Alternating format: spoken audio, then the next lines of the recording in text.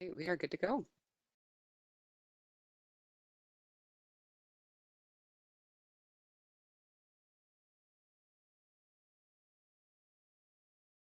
Hello, everyone, and thanks for attending today's webinar. I'm Cindy Liebes, the Chief Program Officer here at Cybercrime Support Network.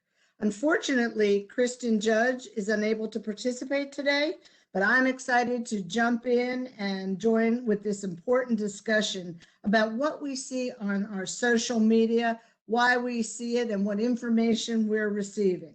Before we begin, I want to also thank Trend Micro for being our sponsor and providing some of their wonderful talent to join us today. Our panel will be taking questions toward the end of the event.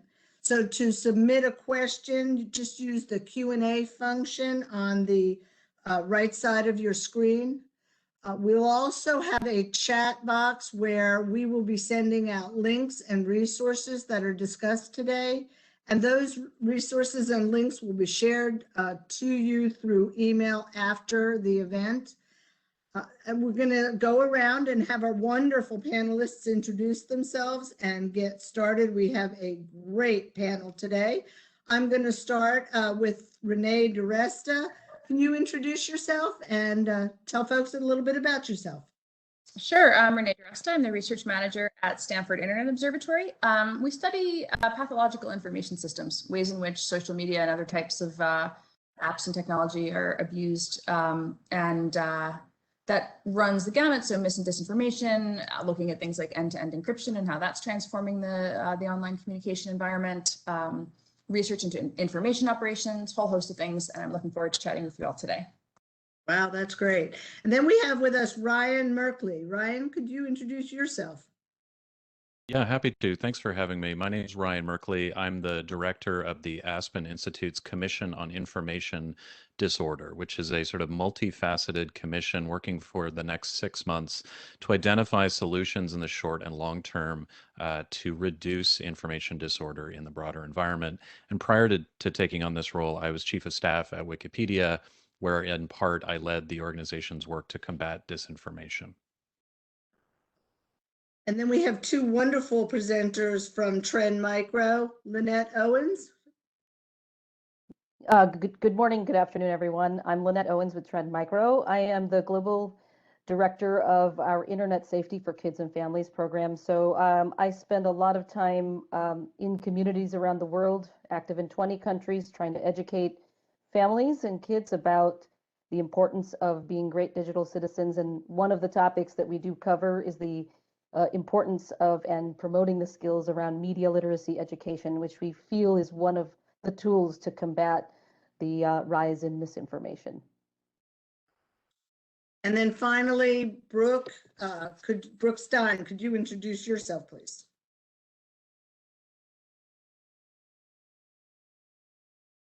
I think you may be on mute. Unmute? Yes. There you go. Am I on mute now? Can you hear me? You're good. Okay, good. I'll start. Thanks for having me. It's great to be here. I'm Brooke Stein. I'm the Director of Product Management in the Consumer Division of Trend Micro. We help people keep safe on their home computing environments, keeping their kids safe, keeping all the devices in their homes secure, and it's great to be here. Thank you very much. I'm going to start with Renee. You know, we hear the word misinformation a lot, but when we're thinking about the information on our social media and on our feeds, it's actually important to distinguish between misinformation and disinformation. Can you explain the difference in those two terms? Sure. So misinformation refers to information that's inadvertently wrong. So oftentimes it's just something that somebody sees and they feel compelled to share it, to spread it further, usually because of an altruistic motivation. They think that it helps their community. They want to let people know about a thing that they've seen, something sensational. And so misinformation, really, the intent is usually good. Disinformation is used to refer to information with an intent to influence and an intent to deceive. So there's some component of deception in the information. That doesn't necessarily mean that it's false. It can actually be true. And so we talk about propaganda as a facet of disinformation campaigns, something that's just inflected with a particular agenda. It's not necessarily false. It's possibly not even falsifiable. But it is something, you know, the element of deception is not always the content. Sometimes it's the network of accounts, and sometimes it's the tactics that the accounts use to spread it. And so that's when we, you know, it's kind of a niche academic thing, I think, but it really is important to remember that most of the things that you see on your social media feed are not coming from incentivized bad actors so much as potentially hyper-partisan sharers. That's true. So would each of you give an example for the audience of like what you're seeing that most concerns you out there? Brooke, could you start, and just what are you seeing that concerns you in this sphere of disinformation and misinformation? Yeah, we saw a real rise in the amount of misinformation, disinformation around COVID in particular, especially around the vaccines and what was safe and not safe in the early days. You know, we saw about a 200% increase, or rather 200x increase in the number of scams and spam attempts that happen in this space. You know, especially more recently with people, you know, trying to get a vaccine, but there's some confusion about it. You know, can I pay? Or people want to get it quicker. Can I jump the line? And so we see a lot of misinformation used to take advantage of people because of their fears. You know, I think that's the real challenge we see is that the same methods that are used to attack cybersecurity systems and IT systems are also sort of used in everyday life and to confuse and to prey upon people's fears and emotions. So we see a lot of similarities in those methods of trying to fool people into things that just aren't true. Yeah, preying on people's emotions is often what tactics are used in the cybercrime area. Lynette, are you seeing any types of disinformation and misinformation that are really of concern to you? Yeah, I would say in addition to things directly related to the pandemic, there were ancillary issues around, for example, our researchers have found that they're using the fact that people have economically may have suffered through this period in time. And so if you're looking for jobs, we see scams around, you know, places to apply for jobs or the fact that they exist. And so you see kind of cottage industry cybercrime happening around and, you know, in adjunct to the pandemic itself and things like the vaccine and the severity of the disease and what are the symptoms and what are the potential cures, which may or may not be true. Yeah. Do you have anything to add, Ryan? Sure. You know, one thing that I think a lot about is the sort of broader ecosystem of information integrity. And if you sort of think of this problem like climate change, you know, it's something that took us many, many years to get into this place. And then increasingly, there are multiple factors at play of the media, of politicians, of foreign actors, which we hear a lot about, of other players. And so there's many players. It's very complex. And the downstream impact is not just on particular things like vaccine hesitancy, which is real, or an insurrection in the US Capitol, but also the loss of trust in our institutions and the unwillingness to believe experts or science, or even just straightforward, compelling, well-researched facts. Because we don't know who to trust because we're so used to being attacked and deceived. And I think that that's the sort of greatest harm of this entire kind of ecosystem of information disorder is this idea of this sort of loss of trust and our inability to hear each other because we don't know what to believe. So Renee, how do we ever figure out who to trust when there's all this disinformation, misinformation, and information that's being shared that may not necessarily be the same for everybody that's receiving it? Well, the latter piece is a problem, right? The latter piece of this idea that you get certain facts depending on which part of the political sphere you fall into. That's a real challenge. That is not solely a challenge of the right. That is currently overrepresented on the right in terms of the ways that the propaganda networks on the right network with each other and tend to do a better job of the amplification and the content spreading piece. So there's really a unified message, and it goes quite far. Oftentimes, a lot of the content is also polemics, not journalism. So not so much an investigated series of facts that are presented, but really a series of feelings that are sort of, kind of cobbled together into coverage. It resonates with people, and so they share it. And so that's, that motivating factor of what do I want to see? What, the platforms are going to help me see what I want to see. That's the way that incentive structure is happening. So we have to rethink platform curation in terms of what people are seeing and what they're being nudged towards. So that's one piece of it. Then there's the question of the ethics of the actors who are participating in the process, the kind of newsmaking or consensus building process. And so that's another area. And there's the question of, what do we do when, how do we make the consumer more savvy as well? How do we, we talk a lot about supply, but then there's the demand piece of this. And the question is, how do we teach people skills for finding facts, for coming to consensus in a productive way? And that's a combination of teaching people those skills, and then also, I would say, institutions and authority figures rethinking how they communicate. We're seeing right now this debate about the lab leak hypothesis, right? Which was a thing that a year ago, the idea that COVID might have originated in a lab in China was sort of summarily dismissed and kind of moderated as misinformation.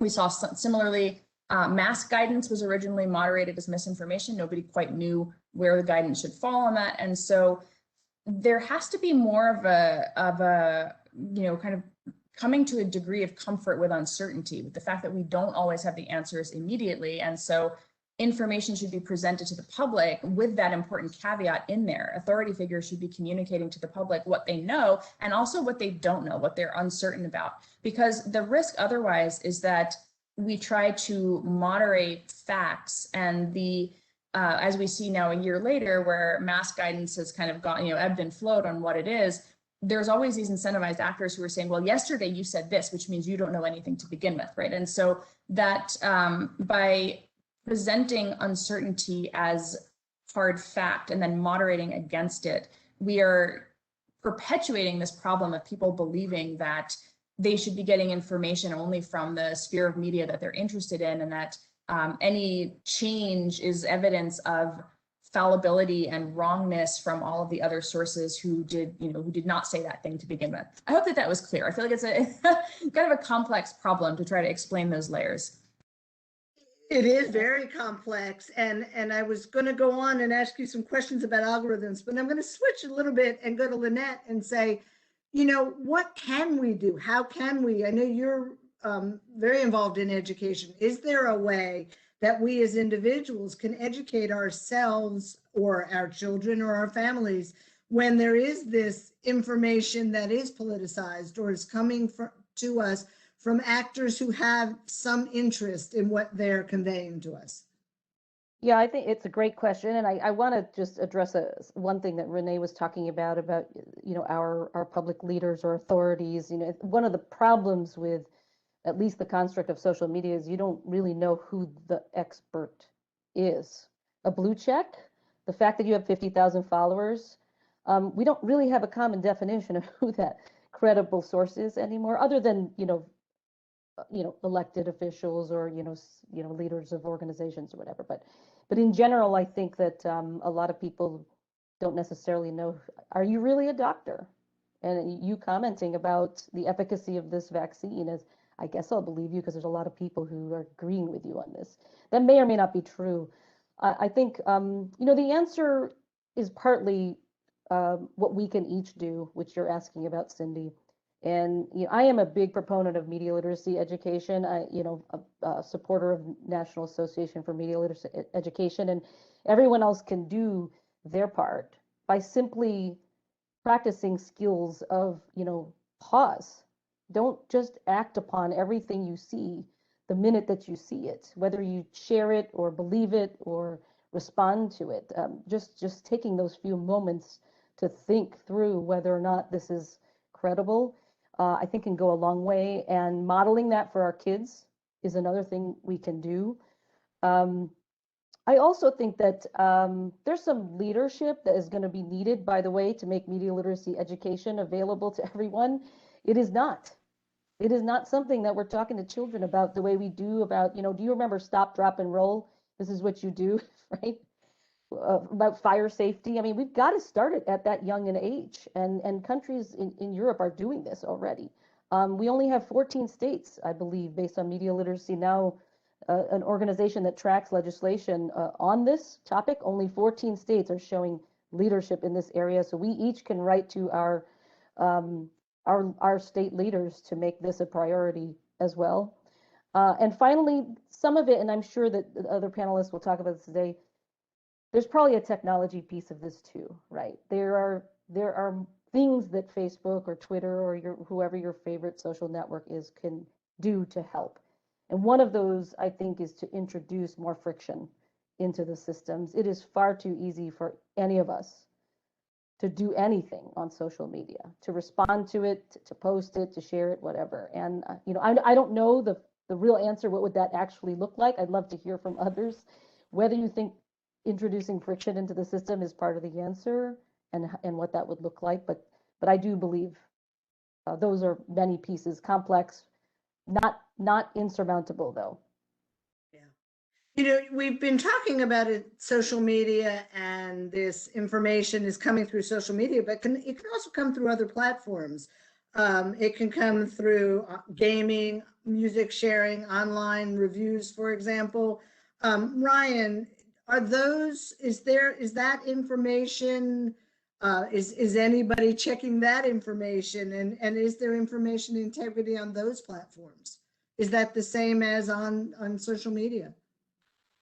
Well, I mean, I think there's the short answer is yes. It's one of the things that we've seen is that in user-generated content environments, people will use those systems and potentially game those systems in different ways. And so we've seen it in things like Yelp reviews or Amazon reviews or book reviews, and we've seen it in other places. And so, I think I wanted to pick up on something Lynette was saying. I think I agree on the idea that we need people to be more savvy, and there's a lot being asked of them. But I also think we're asking a lot of people, and it's hard for them.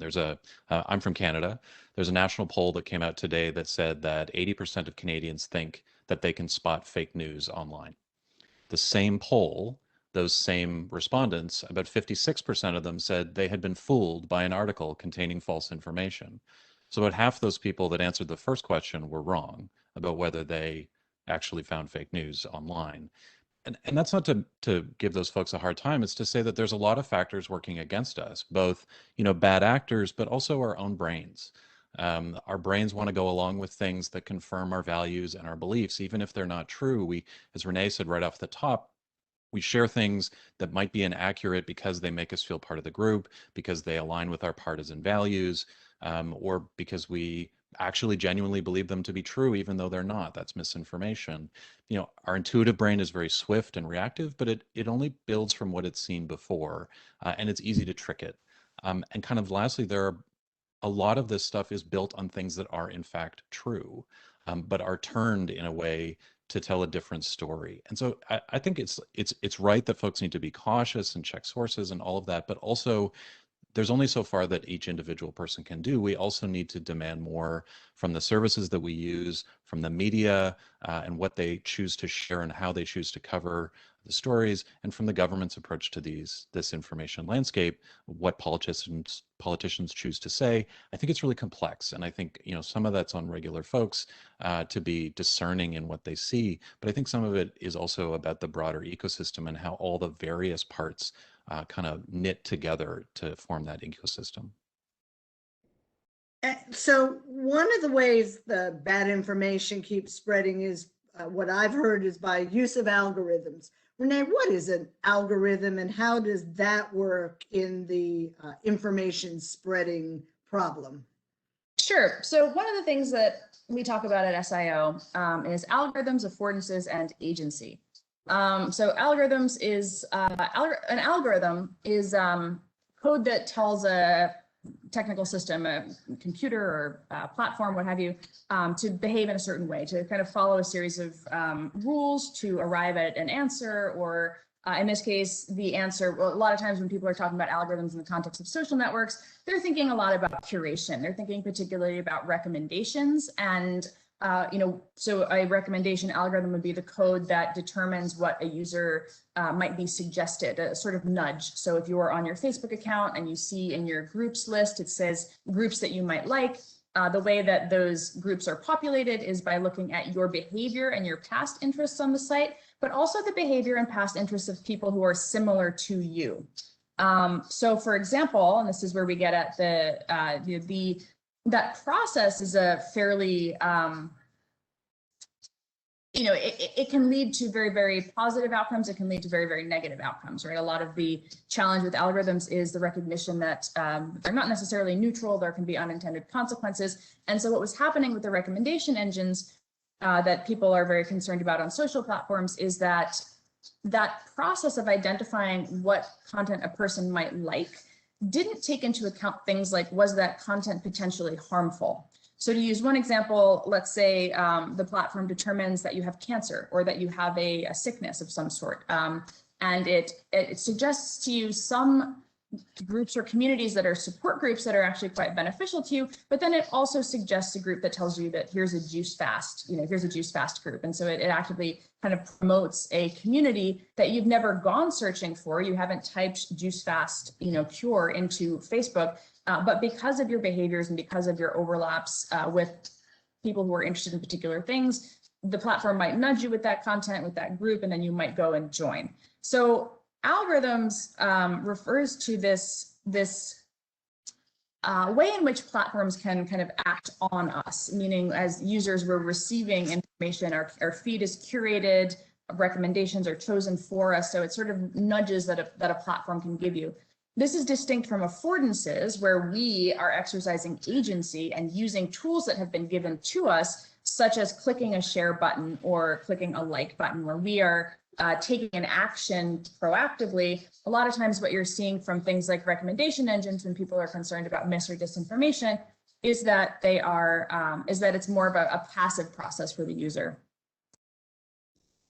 Are there ways, Brooke, for example, that we can stop that inactive information from coming to us, or from those algorithms from following everything we do and giving us information that we may not necessarily need or want? I think it's a real challenge. I think, we have a challenge, and I think it's also one of the things that by design, that's what it does, right? That everything you do, everything you click, everything you like, everything you view, it feeds into the algorithm. So I think, people have to be a little more cautious. And I think that's kind of what Lynette was talking about earlier, was about, really understanding how they work. And it's a complex problem. And I think because of that, we have to have a better collaboration with government systems and with the social media developers and anyone who's using this technology to really, I think, be more transparent about how it's collecting information, how it's actually developing the content it presents to you, because it's all sort of behind the scenes, and a lot of it's shared. A lot of it's secret, right? That's where the secret sauce of most companies, like the Facebooks and the Googles and the Apples, they're not going to give that up willingly. You can, I think, in some situations, go in and see what they have on you. So I know that Facebook allows you to see how they've sort of gleaned, what information they have about you, your preferences and leanings. And then do some store resetting. But really the problem is so much ingrained in the fact that there's a need, I think there's a balance between people wanting to have the control, but also wanting that personalization, right? You don't want to just read everything that's generic. You want something that's tailored to you. And so I think that's the real challenge that people have is that we want that personalized feel, and that we want to have curated content delivered to us, not having to weed through everything, right? Imagine if you had to weed through tons and tons of information you weren't looking for just to be presented with what you want. And so, but that can also then have very negative effects, right? That makes it easier to be targeted, both for good information and for misinformation, right? If you start, grouping people together in different similarities, then that can, also pose some challenges and problems. I would think so. And one of the things we see here at the Cybercrime Support Network, and then in my old job at the Federal Trade Commission, was sometimes that information on social media that we're receiving leads to cybercrime and cyber threats. Have you seen some of that, Brooke? Absolutely. You know, we tend to see, certain groups targeted more frequently than others. Some of the top three most popular scams are scams propagated against seniors, right? So anyone who's in a senior group, technology may be overwhelming to them, and they might be, a greater target to cybersecurity, to a cyber criminal, because they tend to have money, right? They're no longer working, they've got a nest egg. That's, like they say, with bank robbers, you go where the money is. You can also imagine that people get involved with romance scams, right? Social media and romance kind of go hand in hand. There's a level of trust that's developed between people, and then you can see people being taken advantage of through romance scams, asking for money, asking for more information, and same with job seekers. And we've all seen and witnessed so much pain in the job market over the last year because of COVID, people losing their jobs. And so this emotion and fear of, gosh, how am I going to find a job? I need to, find something to do quickly. And so a lot of people are trusting of providing information that they probably shouldn't to someone that maybe isn't trustworthy. Or on social media, they're able to curate a profile, or even use a stolen identity to create a profile that looks trustworthy, has lots of followers, lots of likes, is in what seems to be the group that you're looking for. Like maybe it's headhunters or people that have certain connections in an industry that you'd like to be in. And it can be leveraged to collect information that can be used for all sorts of things, like asking for money to apply for a job, or which is not going to happen, or using that information to steal your identity, which could lead to other problems. So I think that's the challenge. We see a lot of real challenges in cybersecurity with oversharing, people putting too much information on social media and not really understanding the consequences of when you do that, because you become a greater target. And we've done some work with some of our products to try and help people understand, like, hey, maybe you shouldn't share everything to everyone, maybe only trusted friends, or so I think that's the challenge of wanting to participate in different communities or the larger community, but at the same time not leaving yourself vulnerable to the bad actors or those who might take advantage of you for various reasons. So I think that's some of the challenges we see of social media, of that connection point, but also not understanding what information sharing or over information sharing can lead to. And so that's the real challenge. Well, I'm sure, Lynette, you see that a lot, working with young adults, educating young adults, families, and today we have a wide variety of folks listening in on this webinar. We have several people from the military, from military families, and the like, who signed up for the webinar. And I think sometimes we're forced to do so much online, or with younger people, sometimes they share a little bit about every part of their lives, and they, what I would consider, overshare about their lives. How do we educate people to stop doing that? Are there ways that you've seen that we can help stop them from sharing way too much? Or even when, for example, someone in the military needs to share something, needs to find a job after they're out of the military, or an apartment when they're being relocated. What can we do to not have to share as much online? Or is there anything? Yeah, well, I mean, there are still alternative forms of communication to social media. So you can still, you pick up the phone and call somebody. I mean, I am being a little bit glib when I say that, but I think there's a couple of things that have led to this moment. First of all, we forget that we don't pay to use these platforms.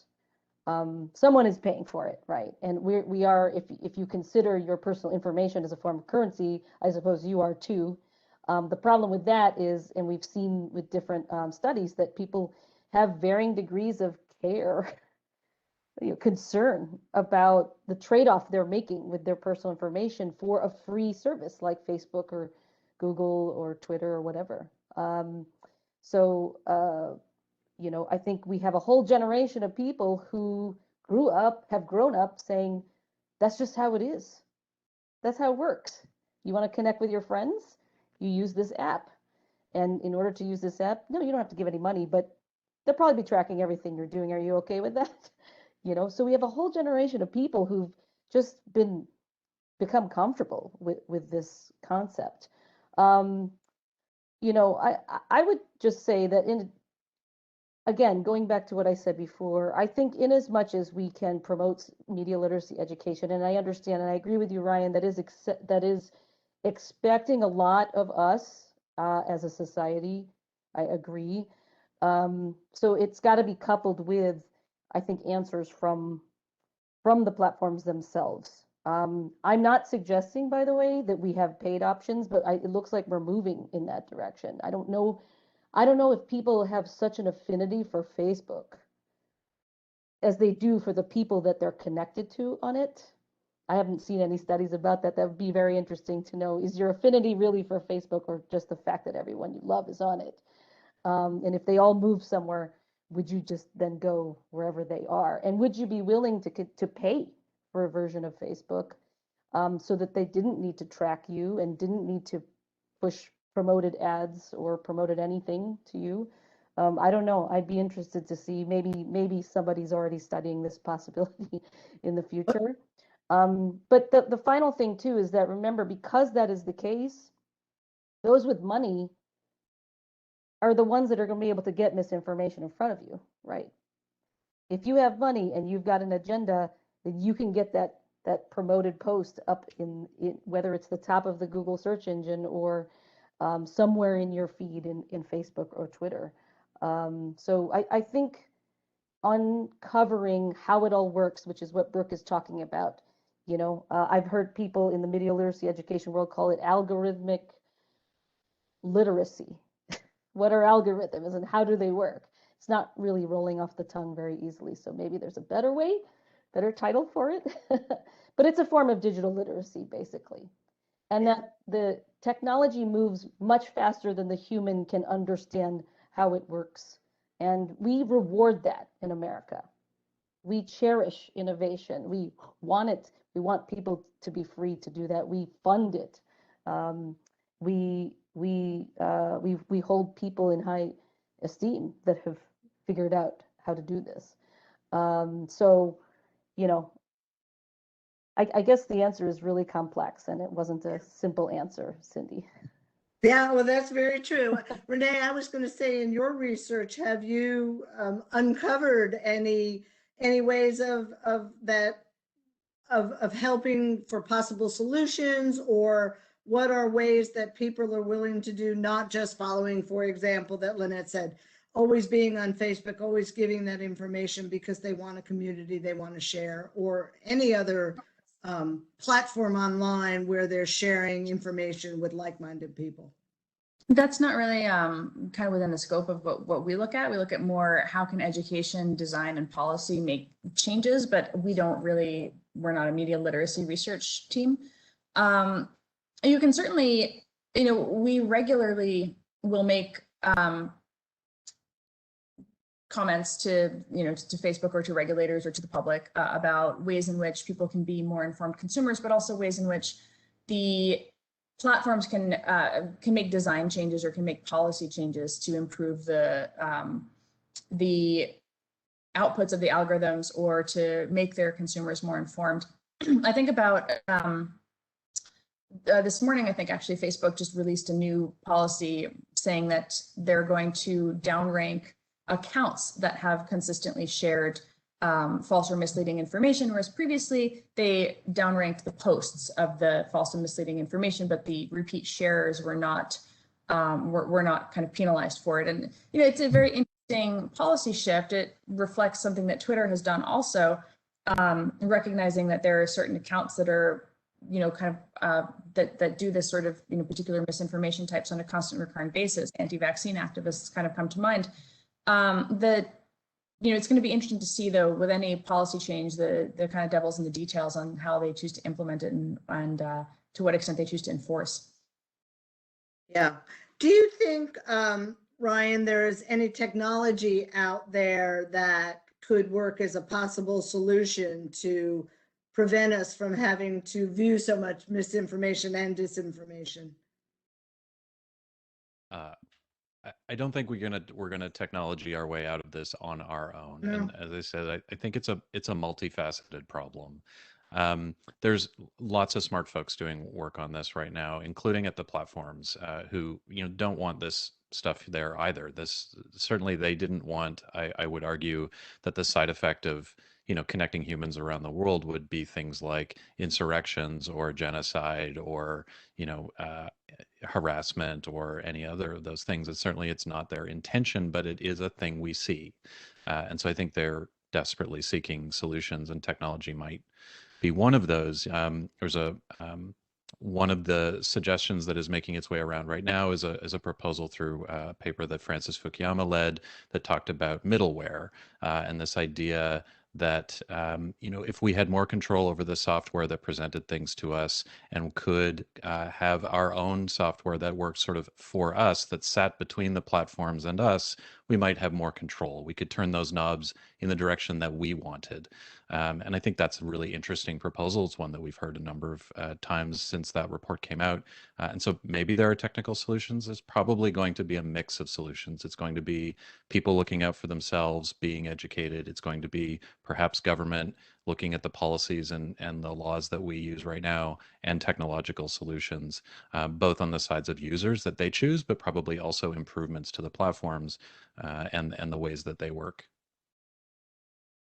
So Brooke, do you think there are some tips that you could give to the audience to kind of recognize what is trustworthy, what's not trustworthy when we're online?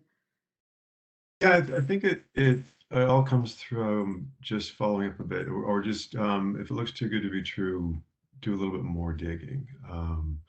Verify resources, look at where the information is coming from, question validity. I heard, my parents lived next to a very prominent doctor, and we would talk about the latest health studies, and he said, one thing that you can always look for in a health study is, did a doctor certify it? If a doctor didn't certify it, we can all have nutrition experts can be anyone, researchers can be anyone, but unless a doctor puts their name on it, it really probably is questionable. So I think that's really where it starts from. And I think Lynette was talking about that too. I think people need to have a healthy level of skepticism when they read anything, and do a little bit more digging on anything, especially the bigger things that affect our lives, right? Your job or your money or your health. Don't take things at face value. Follow up. And the beautiful thing about the information age is that you can always look for the same story on other resources and get other perspectives and see if there's information out there that maybe contradicts or gives a different angle, or look at is the information you're being presented maybe omitting some things that maybe should be a consideration. And on top of that, there's plenty of tools out there to help you see if it's actually blatantly false. There's lots of websites out there that help do fact checking, as well as we've released some tools as well. We've got a product we just released recently called Trend Micro Check. You can put in a news story link or others, and then it can actually tell you if it's from a prominently false information website, or if it's fraudulent. We have a way of also checking emails. A lot of ways that cybercrime is propagated is not just through misinformation, but it's also through spear phishing or phishing attacks by your email, or if you get links sent to you that are supposedly from your bank or whatnot. But I think it's taking that extra step to verify and really get to the bottom of issues that are important. And I think that's why the internet can be a great tool to do that, and just not always really believe what you read at face value, but do a little research. It can be exhausting. I talk to my friends about how in the last few years it's hard to get to the truth sometimes.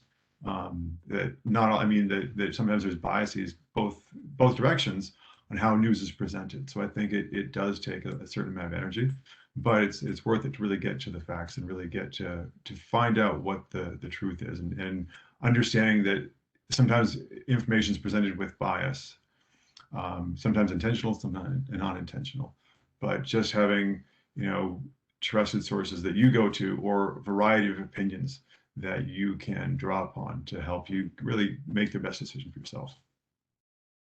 That's true. Oftentimes it falls to the individual to verify and to take some time to check the information that they're receiving. Renee, which way are we headed? And do you see things getting better, or if things don't change, where are we headed? Well, I think a lot of, per Ryan's comment, that we can't tech our way out of it. I think that's really one of the most important things to remember. The affordances in particular, groups that, people go and join groups because they want to join groups. They want to find community. And if Facebook doesn't give it to them, they're going to go find it elsewhere, right, on a different platform. So there are certain things where the genie's out of the bottle, so to speak. And it's, we're not going to return to a world of everybody listening to the same 5 media sources and having that kind of filtered version of facts in that regard. So I think it really comes down to, how do we design systems that enable us to come to consensus better, more effectively? And I think that with that comes a real recognition that there are kind of offline steps that we need to be taking towards that problem as well. Restoring trust in authority, restoring trust in institutions, but also restoring trust between ordinary people in communities, reducing polarization, and working to move out of an environment where there's a kind of the constant bad faith assumption that makes people feel really at this moment in time deeply inclined to be members of activist online factions that share things that are self-serving for their particular online faction. And we have affordances, algorithms, ways in which we can make that kind of content go viral, but ultimately there is still the agency component, which is what can we be doing on an educational level also, or on a kind of community regeneration level, to make people less inclined to participate in that kind of politics. Now, I got a question from one of the viewers. Is there a way to get out of the algorithms, or someone following you with algorithms or checking them? I don't know who can answer that best. You can turn your feed to reverse to go on Twitter. Or stop using the internet. Yeah. It's not a great answer, but Maybe I could get this to leave. I mean, like, leave social media and delete your account. Okay, anything short of that.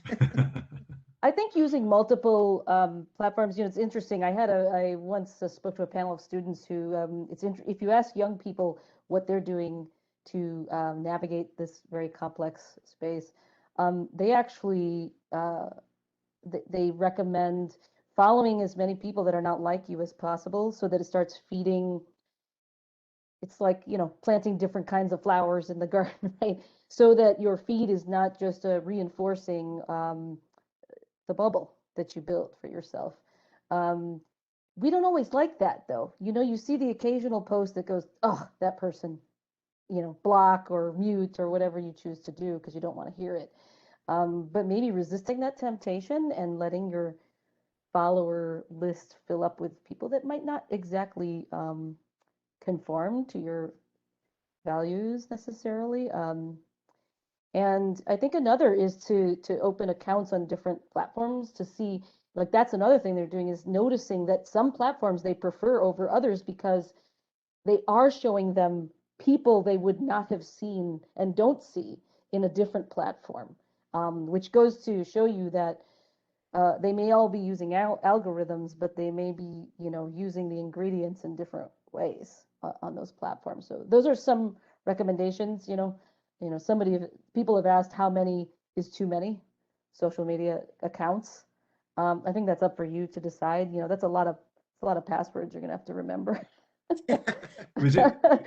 interesting that you say that, because they're also, it sounds like there's more gamesmanship, that they understand they're in an algorithm, but they're trying to game the algorithm so that they can kind of break out of their own bubble by finding dissenting opinions, by finding other things, knowing that if they just kind of only curate their own content toward their own beliefs, that they're going to be fed. The echo chamber will get deeper and deeper and harder. But having to take that cognitive step to actually find dissenting opinions, I think it takes a bit of higher level thinking.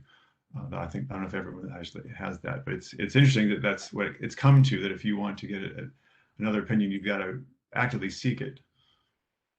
Yeah, falls on the individual. We got another question from the audience: that is government regulation of social media the best way to remedy the problem? Or do you think it is a way, or is just part of the way, as I think Ryan had said earlier? Anybody want to touch that? Nope. I know there is some government regulation on both sides. I mean, there are some states that want no regulation of anything on social media, and then there is some government regulation that says regulate everything, and if it's not the truth, then it shouldn't be there, and that's very hard to do too. Well, I don't think, I mean, government is not, most of the regulation isn't, government can't regulate speech or content, right? So that's not really within the realm. So what they're looking at is looking at things like tying changes to Communications Decency Act, Section 230, which is the piece of law in the Communications Decency Act that gives platforms they call it the sword and the shield, the ability to moderate, not necessarily the obligation to moderate, but again, they are kind of setting the rules of the platforms under their terms of service. This has become very politicized in certain, in the current kind of climate, wherein moderation frameworks that platforms come up with are recast as kind of viewpoint-based censorship. And so the, kind of various sides feeling that big tech is too powerful, or that big tech is too much determining what we see. There are some regulatory efforts that are looking at things like, should we think about holding tech accountable in some way, such as through an agency? Should we think about holding tech accountable for certain types of content that have downstream harms? This is where things like health misinformation might come into play. There's when we talk about regulation, you could kind of spend a whole hour, I think, on just that topic, because there's so many different facets of like what is wrong that people feel. And one of the reasons that we don't have regulation right now is because even on the, I saw the comment about, the Florida governor signed a bill against censorship by big tech. Some people want platforms to moderate more. Some people want platforms to moderate less. And depending on what political party is in power in a local state house, they have a very different opinion on that. And then depending on who writes the regulation at a federal level, they have a different opinion on that. And they haven't been able to come to consensus themselves, which is why nothing's really been done for 5 years. That's true. Well, we're about running out of time. This has been fascinating. And I'm going to ask one final question of each of you. And that is leaving this, what piece of information would you like the audience to walk away with? I'll start with you since you're right in the camera. Renee, can you share that? I would say, if we're talking about what people can do, I would say it's really like a think before you share. It's recognizing that when you choose to hit a button and share a piece of content, you are participating in furthering a claim or a narrative. And so I think, we all have a responsibility at this point to think about what we're sharing and why we're sharing it, and to consider it, before we hit that button. That's what, at an individual level, I think the most impactful thing that any of us could do. Great. How about Brooke? Yeah, I'd agree. I think, it's a powerful medium that is so easy to share, and information spreads so quickly. Like I read the statistic that fake news travels faster than actual real news. And so I think it's thinking before you click, and that's on anything. With such information at our fingertips, I think we have to sort of consider, who the source is at all times, and really be careful of buying into some of our own echo chambers, but also just things outside of just, our immediate needs. But if there's anything out there that maybe we're not familiar with, doing that extra research, or anything that's brand new, don't take information that you first see at face value. I think is probably the best advice I can think. And Lynette, what piece of information would you like the audience to walk away with today? Oh gosh, just one? Yes, so misinformation requires an audience, and I think you have to ask yourself what role you want to play in it.